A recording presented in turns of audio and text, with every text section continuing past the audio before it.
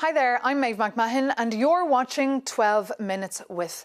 My guest today is Tom Fletcher, United Nations humanitarian chief based in New York and across the globe. Welcome, Tom. Thank you so much for joining us here. Good to have you with us on the programme. So look, the war in Iran, it's entering its third week now, but nobody seems to be stopping it. Where is the UN here? Well, the UN is on the ground responding to the humanitarian crisis that this war is creating. So you've got to look at the crisis in Iran itself, where you've got hundreds of thousands displaced. You've got the displacement in countries already dealing with loads of refugees. Afghanistan, Pakistan. You've got a humanitarian crisis, of course, growing in Lebanon.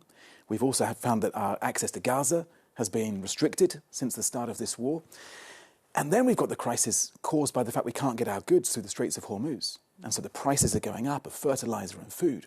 And meanwhile, you have a US president who's disregarding international law. Do you feel like the UN is being sidelined lately? Well, this is a time of impunity and division and polarisation. And a lot of people are attacking the UN.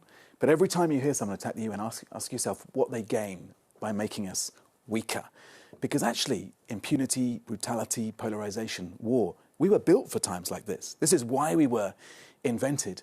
And look, in the last week, I've lost 4 colleagues on the front lines who've given their lives to go out there and save lives because of the mess the world is in right now. So is the UN perfect? No way. But, you know, I'm not going to accept the attacks that come our way. Will the UN still exist in 10 years? Yeah, absolutely. Because we represent the imperfections of the world. It's a complicated, messy world. We wish we could do more, actually, to end these conflicts, to send out our peacekeepers and our peacemakers. We can only do that where we get a mandate from the world, from the member states. And right now, the member states are in this kind of transactional, muscular, geopolitical moment where they're pulling apart rather than pulling together. And we've got to be a force for coexistence and solidarity. And just before the war began, President Trump inaugurated his so-called Board of Peace. Did he get bored of peace very soon? Well, I mean, we look forward to hearing more from the Board of Peace about how they're ending a number of conflicts, apparently, around the world right now. I'm dealing with the consequences of so many of those conflicts, whether it's in Sudan or South Sudan or the DRC or Gaza or, as I say, Lebanon at this moment. The White House, when I talk to them, are very clear that the Board of Peace is not an alternative to the UN. And certainly the other countries that have joined it have been absolutely categoric that this is not meant to replace the UN. We're still here. And when you saw that war begin back on the 20th of February, did you know how big the humanitarian disaster that would come with it? Yeah. I mean, actually, people talk about the unpredicted consequences of this conflict, but they were quite predictable, these conflicts. We know how much we rely on the Straits of Hormuz for commercial traffic and humanitarian traffic to so many of the places we serve. Somalia, which may go into greater levels of starvation because we can't get our supplies through the Straits. But we also knew the risks that Iran would basically take the conflict into Lebanon, across the Gulf. And what we're seeing is civilians and civilian infrastructure hit in all of these zones, these theatres of the conflict. How many people are internally displaced in Iran? Hundreds of thousands, we estimate. What's interesting at the moment is that they're not crossing the borders at the scale that we expected.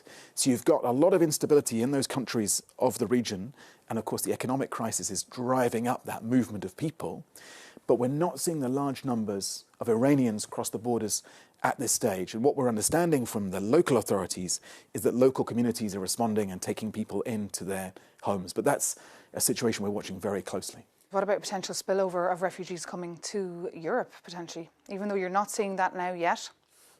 I think we will. Because this crisis can't be put neatly back into a box.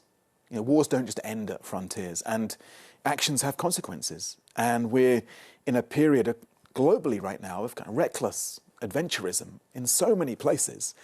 And of course, civilians will be displaced by that.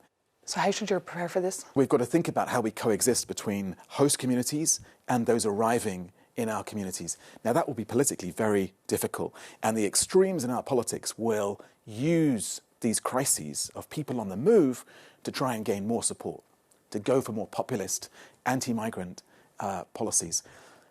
But look, one way to help people find their own livelihoods and lives and get their kids to school, the things that we all want to do in their own communities, is to make sure we get support for them there, then they won't choose to travel to other countries. And just on that point of people on the move, we've seen thousands internally displaced in Lebanon. What is the situation like there? Really grim. And my boss, the Secretary General, was in Lebanon at the end of last week. And I spent all weekend on the phone to our humanitarian team there. We were trying to get a convoy of support down to the south of Lebanon, which is taking a real smashing up at the moment. And we had to turn back because of the danger levels. We lost a colleague in Lebanon last week as well. So it's getting more and more dangerous for us to operate, and the needs are going up. We've got tens of thousands displaced, many of them people who were displaced already by previous conflicts. Yeah, we saw UN peacekeepers, they were shot at and wounded. We need that de-escalation by all sides right now. Our peacekeepers are there to try to keep the peace, literally. You know, that's what they're called. And they should always be protected. What we're hearing from the Israelis is that there could be a major ground offensive in the south of Lebanon. Do you fear that Lebanon could be the next Gaza? I do fear that. And in fact, I fear that because that's what we're hearing from some Israeli ministers right now who are speaking in increasingly belligerent language about what they plan to do to Lebanon. One really interesting development in the last couple of weeks is that for the first time, the Lebanese government themselves are calling for direct negotiations with Israel, which hasn't happened in the past. And so there's potential here to reset the relationship in the region. But the path to that is through dialogue and diplomacy and not through more brutal violence. And when the Israeli military say they are just targeting Hezbollah or the Iranian Revolutionary Guard, do you believe them? Well, that's what they're saying, but we're seeing massive damage to civilian areas as well. We're seeing a lot of damage to healthcare, for example. My colleagues on the ground were briefing me yesterday about the number of hospitals and clinics which have been hit in these attacks. So it's deeply troubling when you see that impact on civilian infrastructure. And as I say, schools, hospitals, these should be the first things that we're protecting in conflict. And from your context there on the ground, where are people moving towards? So many are moving up into Beirut. And we know there are large numbers of people sleeping rough now along the Beirut Corniche, along the seafront there. Some are going into Syria. And so some of the Syrian refugees are going back to Syria, but now you also have some Lebanese refugees now moving into Syria as well. And then many are moving up into the mountainous areas where they feel they are more safe.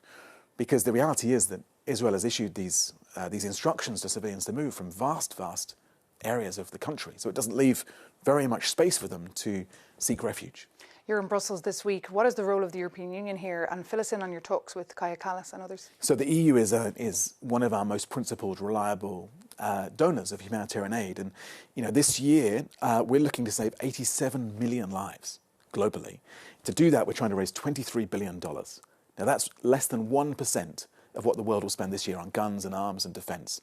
That $23 billion is probably less than the US has already spent on this conflict in the last 2.5 weeks. So I'm here to talk to the EU about how they can back that plan. Really encouraging news, announcements coming today about more European funding to that hyper-prioritised plan. Because meanwhile, your funding is being completely cut left, right and centre. How are you coping with that?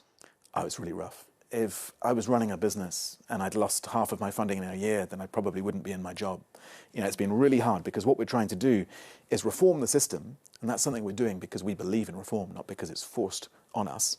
Trying to save as many lives as we can, but without any stability or guarantee of the money coming in. And so all the time, I'm in Afghanistan, I'm in South Sudan, I'm in Ukraine and Darfur, seeing projects that I know will close, and meeting people who I know will die. You're just back from Gaza. Tell us more about the fragile ceasefire there. It is fragile. I went in about 2.5 months ago, just after we got the ceasefire deal.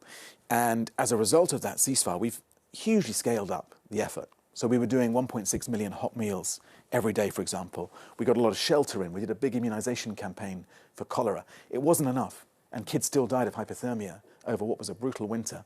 But it was a big improvement. Now, since this resumption of this conflict across the Middle East, our access has been restricted. Again, there's only one crossing open, Kerem Shalom, Kerem Abu Salam. So that means we get fewer trucks in, less aid, less food, less medicine, less water, less shelter. And tell us about Hamas's disarmament plans. Is that actually working?